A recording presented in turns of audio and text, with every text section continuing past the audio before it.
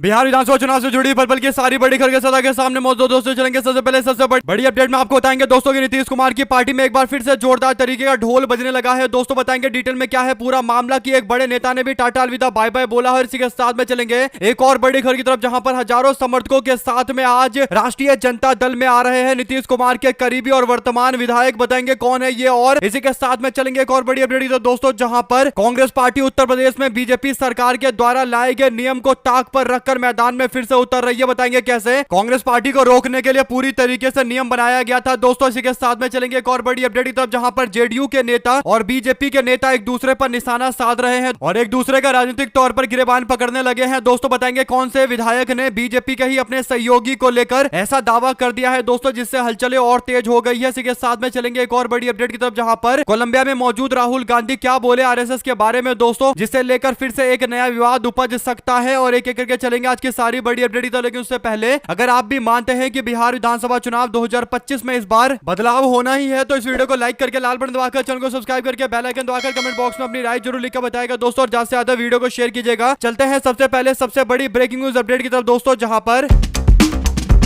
NDA गठबंधन वाले seat बंटवारे को लेकर रस्साकसी कर रहे हैं दोस्तों। लेकिन सवाल यह खड़ा होता है कि जब नेता ही पार्टी में नहीं बचेंगे तो सीट लेकर भी क्या करेंगे? क्या सीट बेचने का इंतजाम चल रहा है? ऐसा इसलिए क्योंकि दोस्तों जनता दल यूनाइटेड के कोई छोटे मोटे नहीं बल्कि बड़े बड़े वरिष्ठ नेता पार्टी को छोड़ कर जा रहे हैं। आपको बता दें कि जनता दल यूनाइटेड के एक विधायक तो आज तेजस्वी यादव की मौजूदगी में हजारों समर्थकों के साथ कांग्रेस पार्टी और आरजेडी को सपोर्ट करते हुए आरजेडी में शामिल होंगे। तो मोतिहारी से एक और बड़ी अपडेट सामने आई है दोस्तों, जहां पर जनता दल यूनाइटेड के प्रदेश के महासचिव और मोतिहारी के पूर्व जिला के अध्यक्ष रतन सिंह पटेल अपने समर्थकों को लेकर जनता दल यूनाइटेड से अलग हो चुके हैं। दोस्तों आपको बता दें कि रतन सिंह पटेल की ओर से जानकारी देते हुए कहा गया कि मैं अपने पोस्ट से इस्तीफा दे रहा हूं। उन्होंने कहा कि मैं राष्ट्रीय अध्यक्ष और प्रदेश के अध्यक्ष को अपना इस्तीफा भेज रहा हूं। जनता दल यूनाइटेड अब उस विचारधारा से भटक चुकी है जिसकी नींव समता पार्टी के दौरान रखी गई थी। उन्होंने कहा कि कभी सामाजिक न्याय और समग्र विकास की सोच पर आधारित ये पार्टी अब पूरी तरीके से अपनी विचारधारा से भटक चुकी है। उनका आरोप है कि कुछ तथाकथित दूसरे दल से आए नेताओं ने जनता दल यूनाइटेड पर कब्जा कर लिया है और जनता दल यूनाइटेड अपने मूल भावनाओं से मूल विचारों से भटक चुकी है। यानी सामाजिक न्याय का दावा करने वाले नीतीश कुमार अब पूरी तरीके से बदल चुके हैं। अगर आप भी मानते हैं दोस्तों की बात तो एकदम सही है। जो सामाजिक न्याय करने के लिए नीतीश कुमार जाने जाते थे, आज उनकी पार्टी में ऐसे ऐसे लोग शामिल है दोस्तों जो सामाजिक न्याय के सबसे विरुद्ध खड़े हैं। और नीतीश सरकार में कई हजार दलित और आदिवासी समाज, अल्पसंख्यक समाज के लोगों की प्रताड़ना हो रही है। केंद्र की मोदी सरकार की रिपोर्ट में यह खुलासा होता है दोस्तों। रतन सिंह पटेल कहते हैं कि जब पार्टी ही अपने मूल मूल्यों से भटक गई है तो फिर नेतृत्व की सोच भी बदल गई है, तो फिर माहौल ऐसा नहीं है कि हम यहां पर रह सके और एक भी दिन यहां पर रहना, जेडीयू में रहना, अपने जमीर के खिलाफ काम करना है। इसी कारण मैं पार्टी के प्रदेश महासचिव के पोस्ट से इस्तीफा देता हूं। साथ ही जनता दल यूनाइटेड के प्राथमिक सदस्यता दोनों पोस्ट से मुक्ति चाहता हूं, इस्तीफा देता हूं। इसके बाद अब राजनीतिक विश्लेषक इस पर अलग अलग तरीके का बयान देने लगे दोस्तों। आपको बता दें कि पटेल समाज से आते हैं, नीतीश कुमार के काफी भरोसेमंद थे दोस्तों, और दो विधानसभा क्षेत्र, गोविंदगंज विधानसभा क्षेत्र और मोतिहारी जिला में उनकी अच्छी पकड़ मानी जाती थी। ऐसे में जनता दल यूनाइटेड को यह भारी नुकसान हुआ है। कह सकते हैं कि नीतीश कुमार की पार्टी ने अपने पैर पर कुल्हाड़ी मारा है दोस्तों। अगर आप भी मानते हैं कि ये जनता दल यूनाइटेड के ढह जाने के संकेत है, और जिस तरीके का बयान दिया है इस्तीफा देते वक्त रतन सिंह ने, उनके बयान से लग रहा है कि वो इंडिया अलायंस की किसी पार्टी में जरूर शामिल होंगे। जो भी जानकारी आएगी इससे जुड़ी आप तक लगातार अपडेट पहुंचाते रहेंगे दोस्तों। चलते हैं एक और बड़ी खबर की तरफ, जहां पर बिहार विधानसभा चुनाव 2025 से पहले हलचलें और तेज है दोस्तों। परबत्ता से जनता दल यूनाइटेड के विधायक डॉक्टर संजीव कुमार 3 अक्टूबर यानी आज राष्ट्रीय जनता दल में शामिल होने जा रहे हैं दोस्तों। खगड़िया के जिला अध्यक्ष मनोहर कुमार यादव आरजेडी के नेता ने बताया कि यह समारोह गोगरी के भगवान उच्च विद्यालय परिसर में आज आयोजित किया जाएगा, जिसमें नेता प्रतिपक्ष तेजस्वी यादव उपस्थित होंगे। डॉक्टर संजीव कुमार अपने हजारों समर्थकों के साथ में राष्ट्रीय जनता दल का दामन थामेंगे। यानी वर्तमान विधायक भी जनता दल यूनाइटेड छोड़कर जा रहे हैं दोस्तों, जबकि जनता दल यूनाइटेड में वर्तमान विधायकों के टिकट नहीं कटते। इसका सीधा मतलब यह है कि उनकी नाराजगी इतनी ज्यादा थी और हवा को पहचान गए कि किस और माहौल है, इसीलिए नीतीश कुमार की पार्टी जनता दल यूनाइटेड को छोड़कर जा रहे हैं। 2 शब्द जरूर लिखकर बताएगा अगर आप भी इस बात से इत्तेफाक रखते हैं तो दोस्तों, और इसके इतर भी अगर आप कुछ कहना चाहते हैं तब भी लिखकर जरूर बताएगा। चलते हैं एक और बड़ी अपडेट की तरफ दोस्तों, जहां पर इलाहाबाद हाईकोर्ट के आदेश पर उत्तर प्रदेश सरकार ने एक आदेश जारी किया दोस्तों। यह आदेश कहता है कि अब राज्य के अंदर जाति आधारित सम्मेलन नहीं होगा। अगर ऐसा किया जाता है तो इसे कानूनन जुर्म माना जाएगा और कड़ी कड़ी कार्रवाई की जाएगी। कुल मिलाकर दोस्तों भारतीय जनता पार्टी अपने पूरे उत्तर प्रदेश की राजनीति में जातीय सम्मेलन करती आई दोस्तों, लेकिन अब बीजेपी नहीं चाहती है कि विपक्ष के लोग जातीय सम्मेलन करें। उनको रोकने के लिए ये नियम लेकर आए थे दोस्तों। इसके बावजूद कांग्रेस पार्टी ने फैसला लिया है कि वो सभी समाज के लोगों तक अपनी पहुंच बनाएंगे। इसके लिए उत्तर प्रदेश के अंदर कांग्रेस पार्टी पहला सम्मेलन महोबा में करने जा रही है दोस्तों। इसमें अक्टूबर से नवंबर के बीच कुल 17 सम्मेलन आयोजित किए जाएंगे। मनोज यादव ने कहा कि देश भर में कई जातिगत संगठन अपने अपने समाज के उत्थान के लिए काम कर रहे हैं। इसमें इस तरीके की गतिविधि पर रोक लगाना सरकार की मंशा हो सकती है, लेकिन कोर्ट ने इस पर स्पष्ट तौर पर कोई रोक नहीं लगाई है। कांग्रेस पार्टी ओबीसी सम्मेलन कर रही है दोस्तों, जिसमें ज्यादातर ओबीसी समाज तक पहुंच बनाने की कोशिश कर रही है कांग्रेस, और भारतीय जनता पार्टी सरकार के नियम को पूरी तरीके से मानने से मना कर दिया गया है। कारण यही है दोस्तों कि बीजेपी के लोग पूरी राजनीति जाति आधार पर करते आए, और सबसे ज्यादा सम्मेलन अगर जातियों को लेकर किसी ने किया तो भारतीय जनता पार्टी ने। तब के टाइम में बीजेपी के लोग सामाजिक न्याय का दावा करते हुए जातीय सम्मेलन करते थे दोस्तों, लेकिन अब बैन करने की कोशिश की जा रही है। लेकिन कांग्रेस पार्टी भी पूरी तरीके से सम्मेलन करने के लिए तैयार है। समाजवादी पार्टी भी अलग अलग समाज के लोगों के साथ में उनके असली मुद्दों को जानने के लिए जातिगत सम्मेलन करने वाली है। तो सपा भी अपनी तैयारी कर रही है। जो भी आपकी राय है दोस्तों लिखकर जरूर बताएगा। ज्यादा से ज्यादा वीडियो को शेयर कीजिएगा। चलते हैं एक और बड़ी अपडेट की तरफ, जहां पर बिहार के बेतिया के नौतन से बीजेपी के विधायक नारायण साह का एक कथित ऑडियो वायरल हो रहा है दोस्तों, जिसके बाद राजनीतिक हलचलें तेज हो गई है। वायरल ऑडियो में विधायक कथित तौर पर बीजेपी के जिला अध्यक्ष रूपक लाल श्रीवास्तव और जेडीयू के अति पिछड़ा प्रकोष्ठ के अध्यक्ष चंदन चौधरी के बारे में आपत्तिजनक टिप्पणी कर रहे हैं। हालांकि ऑडियो की कोई पुष्टि नहीं कर पाए दोस्तों, लेकिन भारतीय जनता पार्टी के विधायक का ये ऑडियो जो दावा हो रहा है उसमें कुछ हद तक सच्चाई जरूर हो सकती है, क्योंकि बीजेपी और जनता दल यूनाइटेड के कई सारे नेताओं के बीच में तलवारें खिंची हुई है राज्य के अंदर दोस्तों। एक दूसरे को लेकर कुछ ना कुछ उल्टा बोलते रहते हैं। ऐसे में जेडीयू के अति पिछड़ा प्रकोष्ठ के अध्यक्ष चंदन चौधरी के बारे में आपत्तिजनक टिप्पणी किए जाने के इस ऑडियो के दावे को लेकर अब जेडीयू वालों के मन में भी शंका और ज्यादा उत्पन्न होने वाली है दोस्तों। और अगर आप भी मानते हैं कि अभी तो और ज्यादा इनके आपस में तनाव और बवाल देखने को मिलेगा तो दो शब्द जरूर लिखकर बताएगा दोस्तों, और ज्यादा से ज्यादा वीडियो इस मामले को लेकर भी शेयर जरूर कीजिएगा। चलते हैं एक और बड़ी अपडेट की तरफ, जहां पर कांग्रेस पार्टी के नेता राहुल गांधी ने बीते दिन कहा कि राष्ट्रीय स्वयंसेवक संघ और भारतीय जनता पार्टी की विचारधारा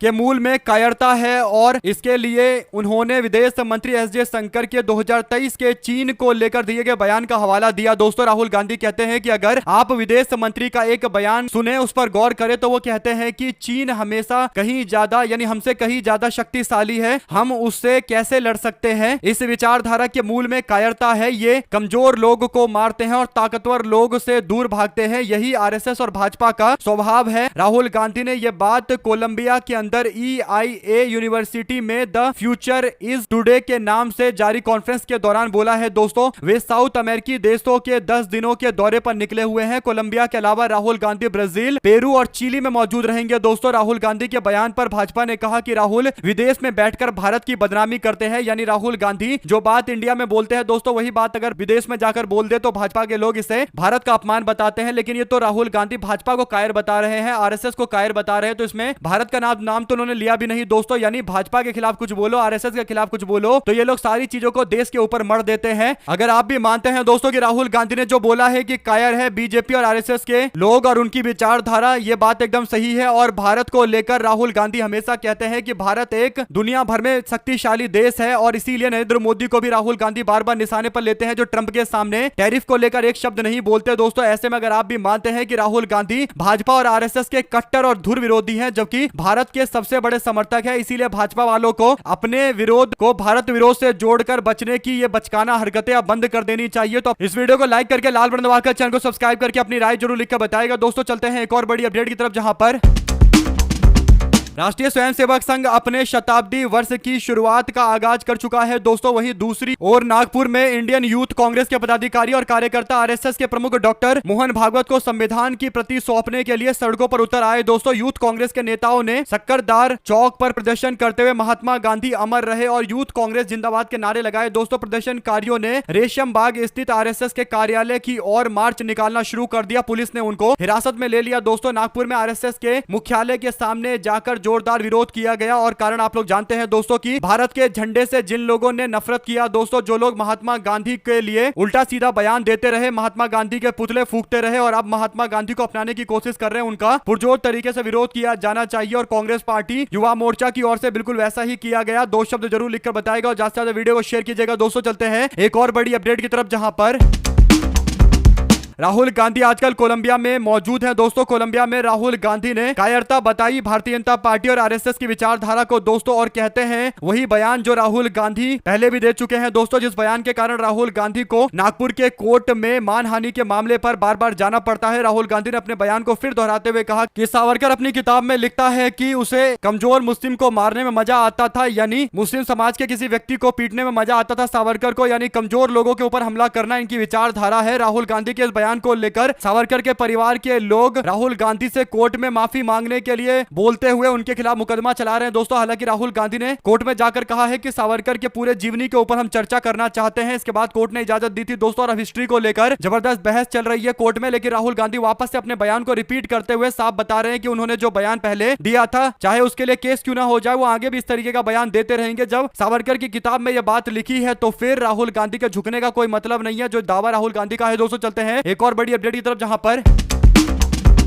दशहरे के उत्सव के मद्देनजर बरेली के मंडल में 4 जिलों के अंदर कड़ी सुरक्षा के बंदोबस्त किए गए हैं दोस्तों। संवेदनशील इलाकों में पुलिस और पीएसी के साथ साथ आरएएफ यानी रैपिड एक्शन फोर्स के जवानों को तैनात किया गया है। ड्रोन के जरिए निगरानी की जा रही है दोस्तों। अधिकारियों ने जानकारी दी है कि आज शुक्रवार के मौके पर इंटरनेट सेवाओं को भी बंद रखा गया है, क्योंकि आज एक बार फिर से नमाज होने वाली है दोस्तों। जुमे की नमाज को लेकर अतिरिक्त सुरक्षा के प्रबंध किए गए हैं और 48 घंटे इंटरनेट सेवाएं बंद करने के पीछे भी यह तर्क दिया जा रहा है। आप क्या मानते हैं दोस्तों? पूरे मामले में अपनी राय जरूर लिखकर बताइएगा, 2 शब्द जरूर लिखिएगा। चलते हैं एक और बड़ी अपडेट की तरफ, जहां पर बिहार में एसआईआर के बाद मतदाता सूची के आंकड़ों से कई नए सवाल खड़े हुए हैं दोस्तों। दीपांकर भट्टाचार्य ने जानकारी दी है। दीपांकर भट्टाचार्य ने एक बयान जारी करते हुए कहा कि इन आंकड़ों से बहुत कुछ नहीं पता चल पा रहा है। इससे सिर्फ ये पता चल रहा है कि मतदाताओं की संख्या 47 लाख घट गई है। ये जानकारी नहीं मिल रही है कि पहले मसौदा सूची में जो अशुद्धियां थी वो ठीक हुई है या नहीं हुई है। उन्होंने कहा कि आयोग को बताना चाहिए कि जिन 22 लाख लोगों के नाम फॉर्म 6 के माध्यम से जोड़े गए हैं, उनमें से कितने पुराने मतदाता है। वामपंथी नेता ने आरोप लगाया कि एसआईआर के जो आंकड़े सामने आ रहे हैं उन सबसे सारे नए सवाल एक बार फिर से उत्पन्न हो रहे हैं दोस्तों। निर्वाचन आयोग को लेकर इस पूरे मामले पर जो टिप्पणियां सामने आई है दोस्तों, और कांग्रेस पार्टी, राष्ट्रीय जनता दल और दीपांकर भट्टाचार्य की सीपीआई माले एक ही रास्ते पर चल रही है दोस्तों। 2 शब्द जरूर लिखकर बताएगा इस पूरे मामले पर। चलते हैं एक और बड़ी खबर की तरफ, जहां पर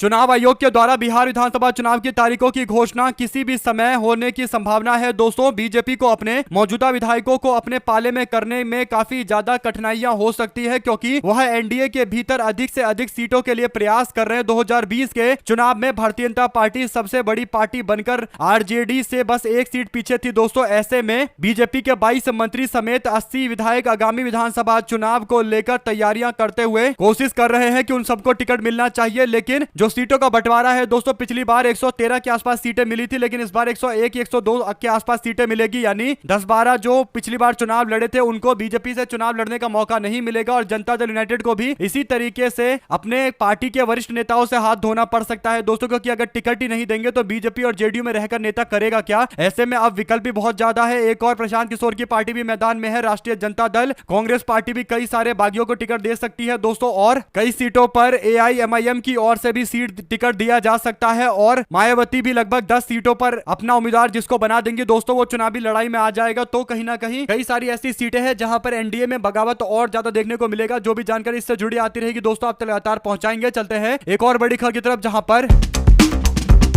बीते दिन दशहरा की रैली हुई दोस्तों। दशहरा की रैली को बड़े भव्य तरीके से महाराष्ट्र के अंदर मनाया जाता है दोस्तों। आपको बता दें कि रैली का आयोजन उद्धव ठाकरे और राज ठाकरे दोनों करते हैं। उद्धव ठाकरे के रैली में भारी संख्या में लोगों का हुजूम देखने को मिला दोस्तों। उद्धव ठाकरे इस दौरान बारिश में भीगते हुए माइक में भाषण दे रहे थे, और यह वीडियो उनका काफी ज्यादा शेयर किया जा रहा है, जहां पर पार्टी के कार्यकर्ताओं को दशहरे के मौके पर संबोधित करने की जो परंपरा है उसे उन्होंने लगातार जारी रखी है दोस्तों। राज ठाकरे और शिवसेना शिंदे गुट के लोग भी अपने अपने तरीके से दशहरे के मौके पर पार्टी के कार्यकर्ताओं को संबोधित करते हैं दोस्तों। चलते हैं एक और बड़ी खबर की तरफ, जहां पर उत्तर प्रदेश के परिवहन मंत्री दयाशंकर सिंह की गाड़ी फंस गई दोस्तों। आपको बता दें कि एक रोड से उनकी गाड़ी गुजर रही थी, जहां पर कीचड़ ही कीचड़ देखने को मिल रहा है दोस्तों, और गाड़ी के फंसने को लेकर सोशल मीडिया पर वीडियो वायरल हो गई है। लोग दावा कर रहे हैं कि मंत्री के जितने भी सुरक्षा कर्मी थे उतर कर गाड़ी में धक्का लगाकर गाड़ी को गड्ढे से निकालने की कोशिश कर रहे हैं। सोचिए, उत्तर प्रदेश के जो परिवहन मंत्री है उनका यह हाल है दोस्तों कि वो अपनी गाड़ी को नहीं निकाल पा रहे हैं रोड में गड्ढे में से फंसा हुआ। और इससे पता चलता है कि परिवहन मंत्री को कि कैसे आम जनता इन गड्ढों से गुजरती होगी। दोस्तों दो शब्द जरूर लिखकर बताएगा। इस तरीके के मामले सामने आने के बाद चलते हैं एक और बड़ी खबर की तरफ, जहां पर AIMIM ने एनडीए गठबंधन को और महागठबंधन को चुनौती दी है। दोस्तों आपको बता दें कि एनडीए और महागठबंधन दोनों में सीट बंटवारे को लेकर चर्चा चल रही है और सीटों का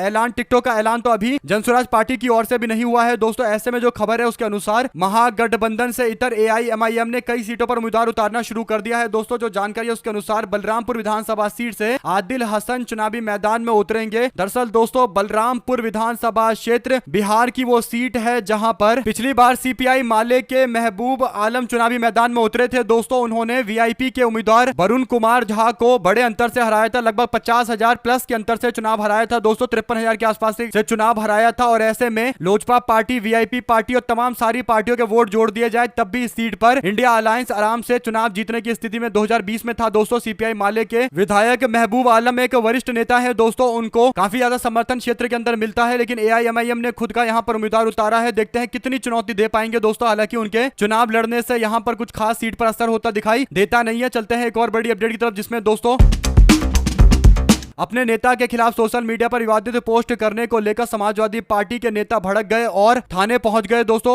उत्तर प्रदेश के अंदर समाजवादी पार्टी के मुखिया अखिलेश यादव को दशहरे के मौके पर विवादित पोस्ट के माध्यम से नीचा दिखाने की कोशिश की गई। दोस्तों आपको बता दें कि असुरों के चेहरे पर समाजवादी पार्टी के नेता समेत TMC के नेता और तमाम अन्य लोगों की तस्वीरें लगाई गई थी। दोस्तों इस तरीके से समाजवादी पार्टी के नेता अखिलेश यादव के खिलाफ मुहिम चलाई जा रही थी, उनका अपमान किया जा रहा था। समाजवादी पार्टी ने सोशल मीडिया अकाउंट पर विवादित पोस्ट किए जाने को लेकर मानव जोगी नाम के नोएडा के एक व्यक्ति के खिलाफ कार्रवाई की मांग की। दोस्तों उसकी पहचान सेक्टर 22 में रहने वाले व्यक्ति के तौर पर की गई है और प्रधानमंत्री को हवन में आहुति देते हुए दिखाया जा रहा है और असुरों के तौर पर विपक्ष के लोगों को दिखाया जा रहा है। इसी मामले को लेकर अब नोएडा के कमिश्नर के सामने जाकर शिकायत दर्ज करवा दी गई है और तत्काल कार्रवाई करने के लिए बोला जा रहा है। दोस्तों पुलिस ने कहा है कि वो कार्रवाई करेंगे, लेकिन कब तक करेंगे इसकी कोई जानकारी सामने नहीं आई है। कुल मिलाकर विपक्ष के नेताओं के प्रति इस तरीके के पोस्ट करने का एक ट्रेंड सा बन गया है। दोस्तों आप लोग जानते हैं कि किस तरीके से भाजपा के IT सेल वाले निचली हरकतें करते हैं, नीची हरकतें करते हैं दोस्तों, और ऐसे पोस्ट भी करके कुछ लोग बच जाते हैं। इसीलिए बार बार इस तरीके के प्रयास करते हैं, लेकिन समाजवादी पार्टी ने शिकायत दर्ज करवा के कोशिश की है कि सख्त से सख्त कार्रवाई की जाए। जो भी जानकारी से जुड़ी आती रहेगी दोस्तों आप तक लगातार पहुंचाते रहेंगे। चलते हैं एक और बिग न्यूज अपडेट की तरफ, जहां पर अखिलेश यादव ने एक आंकड़ा देते हुए NCRB के आंकड़े को शेयर करते हुए बीजेपी की सरकार को कटघरे में खड़ा किया। दोस्तों अखिलेश कहते हैं कि एक आंकड़ा यह भी है, भाजपा सरकार के काम को सिर्फ पक्षपात के चश्मे से नहीं पीड़ा भरी आंखों से भी देखा जाए। उत्तर प्रदेश में दलित दमन चरम पर है, एक टीवी शो इस आंकड़े पर भी होना चाहिए। यानी उन्होंने गोदी मीडिया के लोगों को चैलेंज किया है कि जो NCRB का डेटा है, आंकड़ा है, उसके आधार पर टीवी का शो करके दिखाए। एक होर्डिंग्स इस बात की भी लगनी चाहिए कि क्राइम सबसे ज्यादा है उत्तर प्रदेश के अंदर, दलित समाज के लोगों के ऊपर अपराध की जो घटना हुई दोस्तों उसको लेकर रिपोर्ट है। उत्तर प्रदेश में 15,130 अपराध हुए हैं दलित समाज के ऊपर, राजस्थान में 8,449 अपराध हुए हैं, मध्य प्रदेश में 8,232 अपराध हुए हैं। तीनों जगह बीजेपी की सरकार है। एक विस्तृत रिपोर्ट पर भी समाचार के रूप में प्रकाशित किया जाना चाहिए। एक SIT इसकी विवेचना के लिए भी बननी चाहिए, एक अध्याय इसके लिए भी पाठ्यक्रम में जोड़ा जाना चाहिए, एक जांच आयोग इसके लिए भी बनाया जाना चाहिए, एक विशेष वाहिनी दलित दमन के उन्मूलन के लिए भी बनाया जाना चाहिए, एक श्वेत पत्र इस मामले को लेकर भी आना चाहिए, एक रोड शो इस समस्या के बारे में जागरूकता फैलाने के लिए भी होना चाहिए। अखिलेश यादव और तंज कसते हुए कहते हैं कि एक श्वेत पत्र इस काले अपराध पर भी आना चाहिए, एक 5 वर्षीय योजना इस ऐतिहासिक उत्पीड़न की पंच सहस्त्राब्दी के रूप में चेतना जगाने के लिए आयोजित किया जाना चाहिए। अखिलेश यादव खुला चैलेंज भारतीय जनता पार्टी वालों को दे रहे हैं। दोस्तों देखते हैं बीजेपी वाले इसे स्वीकार करेंगे या नहीं करेंगे। जो भी जानकारी इससे जुड़ी आती रहेगी आप लगातार पहुंचाएंगे। दोस्तों चलते हैं एक और बड़ी खबर की तरफ, जहां पर दिल्ली यूनिवर्सिटी के स्टूडेंट यूनियन के प्रेसिडेंट आर्यन RSS के ड्रेस में दिखाई दिए। दोस्तों इसे लेकर जमकर उनको ट्रोल किया गया है। बहादुरगढ़ में यूजर्स ने लिखा कि क्रांतिकारी लोग नकली जाट घोषित करेंगे, मेन स्ट्रीम पॉलिटिक्स के संकेत दे रहे हैं। डूसू का चुनाव जीतने वाले ABVP के प्रेसिडेंट आर्यन, दरअसल दोस्तों अभी हाल फिलहाल में डूसू का इलेक्शन हुआ था, जहां पर कांग्रेस पार्टी NSUI के उम्मीदवार को हराकर प्रेसिडेंट के पोस्ट पर आर्यन चुनाव जीते थे। इसके बाद लोग उम्मीद कर रहे थे कि वो छात्रों की राजनीति करेंगे, लेकिन जिस तरीके से RSS के कपड़ों में कैंपस में दिखाई दे रहे हैं दोस्तों और नवरात्रे मना रहे हैं। उसके बाद